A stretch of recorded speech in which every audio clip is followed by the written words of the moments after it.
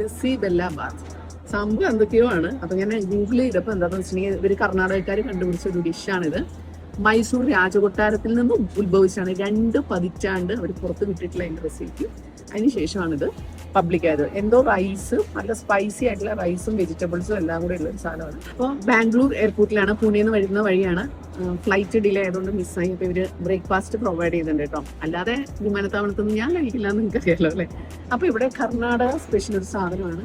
ഞാൻ ഇഡ്ലി വടയാണ് പറഞ്ഞിട്ടുള്ളത്. അപ്പൊ നമ്മുടെ പുത്രൻ ഒരു സാധനം പറഞ്ഞിട്ടുണ്ടാവും. ബാംഗ്ലൂരാണല്ലോ ഡിഗ്രി പഠിച്ചത്. ഇതിന്റെയൊക്കെയോ രുചി മനസ്സിലാവില്ല. ഇവരുടെ ഒരു സാമ്പാർ ഉണ്ടല്ലോ, അതിന് സാമ്പാർ രസത്തിന്റെ ഒക്കെ രുചിയാണ് മുന്നിൽ നിൽക്കുന്നത്.